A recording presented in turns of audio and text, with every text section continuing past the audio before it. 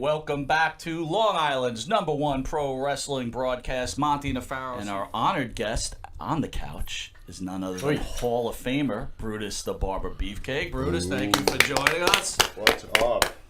Brutus, real quick before we turn you over to the Pharaoh, Cutting and Strutting, your book, how's it doing? It's doing well. We didn't expect it to be on the #1 bestsellers list. It was a shot in the dark, something I've been working on for a long time. And a guy named Kenny Casanova had contacted me and then volunteered some help. And I mean, he jumped in with his help and my wife. We got it together from literally from nothing to being out within like 8 months or something. I mean, it went so fast. I'd been working on it with a nice guy named Scott Epstein. Quite proud of it, actually. It came out exceptionally well. Great stories, great times, good positive book. Kids could read. You could read it to your kid because there's nothing bad in it. It's a happy, Cutting and Strutting, you recommend as like a bedtime story for your kids? Yeah, I mean, but you probably give them some nightmares, but you get a good laugh out of it. And it's I didn't use my book to try to knock anybody or I love the business. I'm one of those guys, that's real sour grapes and horrified to talk about it now. It was great to me and I enjoyed every minute of it. Traveling the world, meeting gazillions of people. CBS called me a few years back and they were doing research on the first WrestleMania and then subsequent, and it's like building up to that, and asking about how much we were working, how many times a week were you wrestling, how many times a month, how many times a year. And I went back to some of my old log books and stuff where I was keeping track. And between the television tapings every 2 to 3 weeks that we were doing, we wrestled 4 times a day, so that's 8 times in 2 days, and then you wrestled once a day all the rest of the week, unless of course you were in a time period where we were doing matinees on Saturdays and Sundays, so you worked twice on those days. So, and if you were an upper card guy or a feature guy, which I was pretty much, then they used to hold you over for the television tapings to wrestle the last match of the night to try to keep the people, so you could be wrestling 10 times in those 2 days. I came up with about 500 times. I wrestled in 1984, wow, 95, 85, 86, 87, give or take, 88, 89, and into 90. Still keeping up that pace. That's a lot of matches. Let me ask you, why did you get into professional wrestling? I kind of got dragged into it, you might say. It wasn't my first choice, or never even came into my mind about being a wrestler. My father's a musician.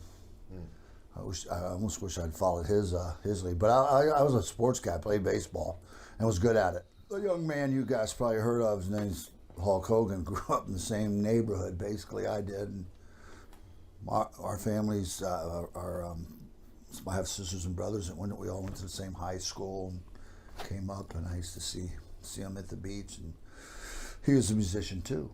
He actually worked under my father. My father was president of the Musicians Union in Florida. Basically, his whole life, he was a sax player, and a tremendous sax player. And we, bounced off each other, and then I wound up working out at the same gym, and started working out with him and some of his, his buddies. He's about 3-4 years older than I am, so he's, was a little ahead of me. Here's a music question I have to. Hogan was a bass player, right? Bass player. Rank him. How good was he? I'm just curious. Like, was he a good player? I want to. I do. I want to know. Hogan, I want to know if he could play the bass well. Can I rank him for you? Was he? I heard him step on stage with. I mean, was he Gene Simmons? He certainly wasn't Geddy Lee. With Go on. Quite a few bands throughout the years and step on stage, and hadn't picked up a guitar in a long time, and was right there. I mean, unless he turned his amp off. He was serviceable. That's what I wanted to know. Unless he had his amp off. Looked like he was doing it. He looked good. He looked good. That's all that matters, right? I want to jump into Hogan real quick. Yeah. Where did the heat come between you guys? Or were you upset over Linda Hogan's comments about you and Hulk on that radio show? Yeah, I went to, where was it? CBS, NBC, and studios in Chicago. They flew me in, especially just to make a comment about that and talk about it. So, yeah, I was pretty upset. I mean, I imagine you had a relationship with Linda, right? Because you guys used to hang out a little bit with each other, and for her to do that. I didn't really hang out with her, but because we were, my family, his family were together for so many years, and I was there when his kids were born, when his daughter was born. I'm looking through the hospital, through the window of the thing with him, and they bring their Brooke out and set her in the bassinet. Her head's at one end, her feet are at the other end. She was 11-pound something baby. Wow. Eek. And we're looking, and he goes, Brutus, she's going to be a freak. I said, bro, don't worry about it. She's healthy. It's all good, And Just a big baby. Turned out to be a big, beautiful, There you go. talented kid. How'd you get signed by the WWE? How's that all started? Was it basically Hogan, or where's that all come from? Well, it's a long story. Him and I started in '76, late '76, down in Florida, and worked several territories. All my wrestling, I never worked or went to a school. He went to a camp in Tampa, and it was run by Eddie Graham and the business there. And they had a Japanese guy who was a bronze, silver medalist or something. His name was Hiro Matsuda, and he trained their guys and made the decision, yes or no, on whether they're gonna. He came in, the long hair and the tan and the thing, and that wasn't Eddie Graham's. He was a wrestler with a more amateur style and Greco-Roman. If anybody has a remote idea what that is, first day in, they took him in. We used to work out in a little building that with the sun down there in the daytime, it was probably 110 at least, with one little fan about this big. And they exercised him for like 2-3 hours. And when his tongue was hanging out to here, they sent him in the ring with Hiro Matsuda. And then first thing the guy did was take him down and break his arm, break his leg. Wow. Now, are you there watching this? No, I wouldn't. Okay, all right. And it was kind of before we really became better friends, and then Accidental or on purpose? No, on purpose. Took them right down. On purpose? That was their way of saying we don't want you. Wow. So We spent like 14 months, 6 days a week in the gym, twice a day, to get big and ready. Because basically the message was when he went to the wrestling at 6'6", 255, 260. That wasn't going to work. We realized that if our best chance is going to be to just be as monstrous as we possibly could, Right. and be noticed, and so people would take notice. So we spent that time wisely. Actually, all that working out made me, All right, but grow. You're a huge guy then. You're a huge guy I now. went to But how much 260. How much gas were you guys taking? All we could get. I get it. But it wasn't I illegal. love honesty. It wasn't illegal. I had a regular doctor I saw all the time. There's a lot of guys dead now. Of course, they abused steroids for years and years, but they didn't monitor. They weren't monitored. They didn't use their heads. They didn't take safety precautions and go on and cycle on and off. I don't know. It wasn't illegal, Right. so it was the only way a 170-pound guy was going to be able to get that size I needed to participate with 400- and 500-pound guys. Unfortunately, a lot of my friends aren't here today because, the cocaine and the opioids is what really killed everybody. Right. Yeah. I got 25, 30 guys that I knew well. They're all dead exactly for that reason. Most of them, steroids didn't really have anything to do with it. You got to at least giggle or smile when you say the name Brutus Beefcake. Right. You don't forget it. Yeah. That's one thing. But I thought it was going to be horrific, and it turned out completely opposite. People were so outrageous. Everybody remembered it. Sure. Got people's attention. Yeah. And they had you every match, going around the ring, just doing your strutting, right? And When then we you first- go back to the locker room. And if they said Ric Flair strut this, Buddy Rogers did a little strut, but I really had a strut Yes. that was you know, it wasn't just a one step like that. Okay, I strutted. No, I strutted and strutted and strutted, and then we added the cut to it. So it was the strutting and the cut, man. One of our favorite teams is the Dream Team. We've had Greg Valentine in studio. Great opportunity. You being a second-round Hall of Famer. Dream Team to me or to us is one of the great teams. Can you just share your thoughts on Greg Valentine and Johnny Valiant? Well, Greg, you know, Greg and I were friends for a long time, even way before I came here. I used to watch his father in Florida, where I grew up. I always had a lot of respect for Greg. And then they put me and Greg together. Greg, the Rogue, you know, the classic second-generation wrestler. Brutus Beefcake, the Chippendale guy thing. Completely thinking, yeah, this is going to be blah, blah, and we'll all get to sit back and laugh. Well, it didn't. Our styles are so different that the opposite attracted. You know, and me being out there and then having Greg was being the tough, you know, veteran and me the new thing. And it caught on. It caught on like crazy. Next thing you know, they're putting the world title belts on us. You know, and this is tag team matches. We're really a part of the show. It's a big deal, and we're running around the country selling out arenas for months. With held the belt for years months. with a tag team, with a tag team match on top, selling out arenas, and not little ones either. You know, 20, 30,000 seat arenas, sell them out, do a return match, and bring it back and sell it out again. I mean, we did things with those belts that, you know, hardly had been done since, really. And I loved working with Greg, you know, because he was, you know, it's a good hand, great knowledge of the business. I, you know, learned a lot from him, and it gave me a good guideline because, you know, I'm not gonna be pummeled and beat up out there, and Greg's definitely not gonna be pummeled and beat up out there. So we just pummeled and beat up everybody, and we had a lot of guys didn't really like us. The Killer Bees, the Rougeos, these guys, that guys. Thoughts on Dynamite Kid? Was he the bully that the dirt sheets talked about? Was he as bad as they say he was? Bad how? You know, being rough with the gags, you know. I mean, whether it's true or false, he had a rep of being very harsh to certain people. Is there any validity to it? Absolutely, he was. Okay.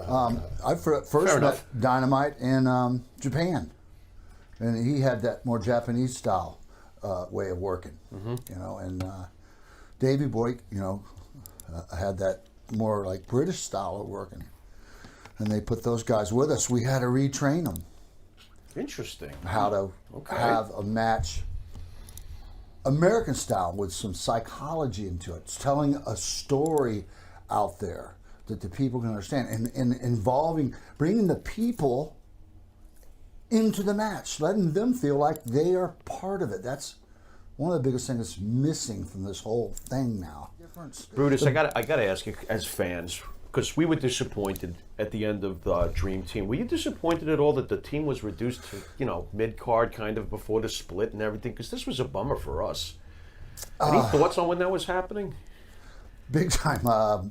George Scott was one of the bookers that were booking that, and he was really one of Greg's real good friends. And for some reason, I guess, I don't know, maybe it was our own fault we weren't complying with maybe.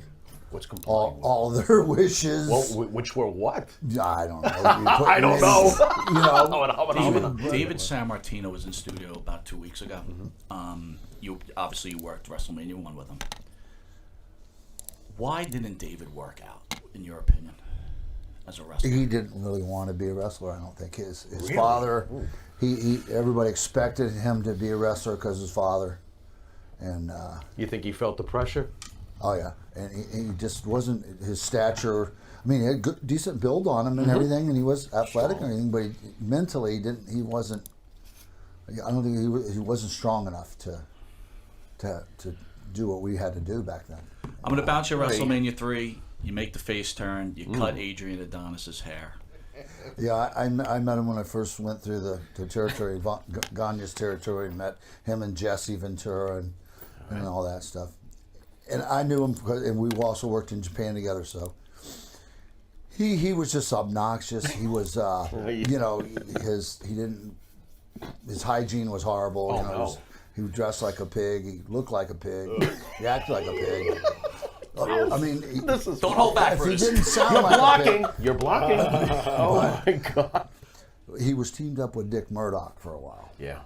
Dick Murdoch, Southern guy, was a friend of Johnny Valentine's, probably that school, super old school. Thought us long hairs, didn't belong in the business. He was in Adrian's ear a lot, and Adrian and I were supposed to work after WrestleMania. He completely poisoned Adrian, and so Adrian quit right after WrestleMania 3. Just walked out. So that's the reason why Adonis left. I thought he Yes. got fired. Oh, No. wow. I did not know that. He wasn't going to work with me. He was supposed to work with me, but there's no way he was going to work with me. Murdoch had totally screwed his head up, and What's with long hairs in wrestling? What's that? yeah, I don't know. What is I didn't that? get it. That's nonsense. Sticking to Go on. WrestleMania 3, Hogan Andre, that big man event. Got an Andre story for us?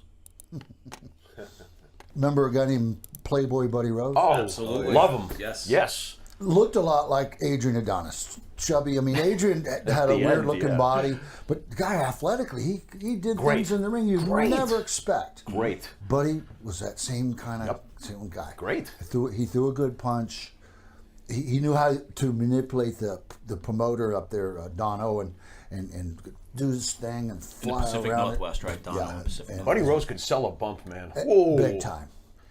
And Buddy was a jokester too. And Andre would come in usually once a year, sometimes twice a year for a big show. We'd have a big battle royal.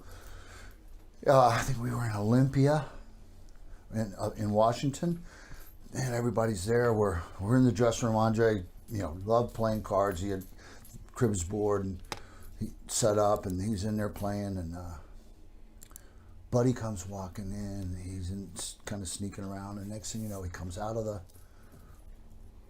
bathroom part of the locker room with a turd about like big as a big size hot dog and about 12 inches long. I mean, I A hardly ever 7-Eleven seen Big anything. Bite. Go on. It didn't even look real. It was so freaking big. Oh my God.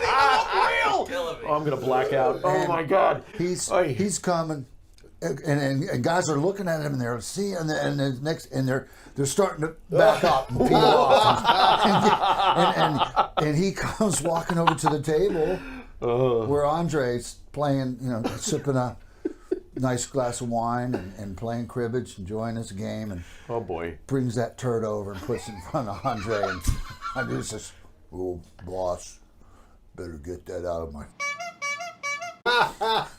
You're gonna wind up eating it. And Buddy, he was dancing around and then he was celebrating with the turd and everything. And things calmed down. Came time, we went in the ring. We got in the battle royal. I love Buddy Rose Everybody's even in more. the ring. Andre, as usual, they announce him last. He comes walking and steps over the top rope. And everybody starts doing their thing. And next thing you know, Andre pins Buddy into the corner, and then he brought him out to the center of the ring, and he was face down, and he just kind of fell on top of him, and Andre thumb that may not even be big enough. Was his hands, fingers were just took that thumb and shut. Buddy Rose was squealing like a little girl, like a little pig. And That's like a colonoscopy all in the the ring. boys, pretty much. and all the boys are all grabbing each other, trying to put their hands across their face. So the people Try in the not ring to couldn't laugh. see us. Outside the ring couldn't see us, all laughing. Any chance that this match is on videotape anywhere? I'd love to see this. Yeah, I would. Hit the high note. Hey, can we go back to your red-hot feud at the time with the Intercontinental Champ Honky Tonk Man? What I found interesting was you were injured before your match at the first SummerSlam, allowing this push for Warrior, obviously. So we really want to know: was the injury was it a work, or were you supposed to become Intercontinental Champ? But Warrior was so red hot that they decided to put the belt on him. What was the story behind that? Good question. I'm curious. Yeah, Warrior. you seemed beeline to get Honky's belt. What happened? Warrior red hot. I'd disagree with that. Ever. Okay. No, well, Warrior was certainly rising. definitely right? a champion in his own mind, and Okay. I was going to get the belt. There's no question about it. Okay. We've been working for a year for Right. this. Yeah. So what happened? Warrior went to Vince Oh, yeah. and, said he's going to quit, whatever, do a tantrum. And so they had to change the whole card. And it was a big screw job, not only on me, but on Honky too, because me and Honky's been working this program, and so we're going to continue this for months. It's going to mean a lot of money. It's main event money for both of us. So that cost me a lot of money. It just, Did you have any words with Vince about it? Did you have any words with Warrior about wasn't it? much to say. It wouldn't be wise. How about Warrior? Did you go to him and be like, bro, That wouldn't have mattered. waste of time? At that time, Understand. Vince was into his head, and he was just That was he that. was out there. When Yeah. he first came in, he was trying. He thought he was one of the boys, and then by that time, he was now the Warrior. He changed his name on his license to the Warrior, and You haven't changed your license to Brutus Beefcake? You're not beef. Your birth certificate doesn't say Beefcake? I'm very confused.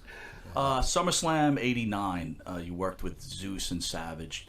I want to bounce. What was your relationship with Savage, and was it true all these stories about Savage locking Elizabeth away? absolutely, Really now? yeah, he was so protective of her. He was TV dinners and all? everything. Oh yeah. my God. TV Wow. dinners in the freezer, and pulling the thing, locking her in.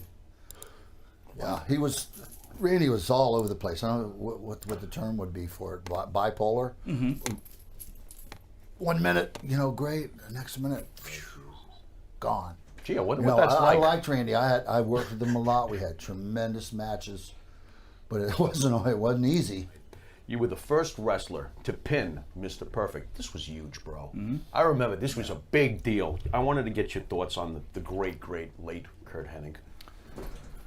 Kurt was a great friend. Kurt, when I was in Oregon in my early years, Kurt came to Oregon with his dad, Larry the Axe Hennig, and to break in, and I actually had one of Kurt's first matches with him in one of the towns there, Eugene, Oregon or something. Well, earlier you were talking about all the friends you lost. Did you know Kurt had the issues he was having? No, he's messing with Oxycontin. I think that was his undoing, which it's been the undoing of many people. I mean, Kurt's favorite thing was gargling Jack Daniels. Come to the bar, get a Gargling? gargle, get the shot. I mean, for real. Okay. And he'd get people to do it. They'd be throwing up all over the place. Funny. And then the garbage can and stuff. And Kurt was a bit of a trickster too, and he loved watching people who thought they were bad puke and shit. How about the issue with Lanny cutting the hair? Was there some heat going on there? Well, I mean, Laney and I since have become better friends. I mean, Okay. another Pat Patterson story. Like, he was the Oh, one that Monty. actually gave me the Barber name. Yeah. And it was more or less a joke on me, and turned a frown into a smile, and they didn't tell Laney before we went out on the Uh-oh. WrestleMania match. By the that way- he's going to get his haircut. By the way. Because Kurt and I are just, we're getting ready to work a big program. So I can't cut his hair then. Yeah. If by the time we work the big program, and we were going to have to do with the belts, it was going to be an ongoing thing for a while. And if there was a haircut then happening, that's when it would happen. It was too soon for it. So you do the next best thing, cut the manager's hair. So they didn't tell him. So Kurt and I have our match thing, boom. Next thing you know, Laney bails out of the ring, starts heading back to the locker room. I'm like, I didn't know that they didn't tell him. I just know what I'm supposed to do. What I want to do, because to make the people happy, get the match over. I have to run down the hallway and grab him, and now he's really resisting. But fortunately, I'm a little stronger than Laney, and I forced my will on him. Oh my God. And Bulldog dragged him back to the ring and trying to get him back up to the ring, and he was trying to run out the other side, and then finally corralled him and more of a haircut. I was going to take care of him. I wasn't going to just cut the front out of his hair like I did a lot of people. So you had to shave your head, the barbershop with Shawn Michaels, Marty Jannetty. One of the biggest moments in wrestling history. Thoughts on that? The whole vignette? Well, the Rockers were, were a good little team. Greg and I had to bring those guys up to speed too. We worked with them. They were young, up and young kids. I thought Marty was a really good hand, and I liked Marty, and I kind of hated to see the way it went, where Marty really got just left by the wayside. Shawn, was in the right place. Did you think Shawn was a better wrestler and performer, or what were your thoughts? I thought Marty was. Interesting.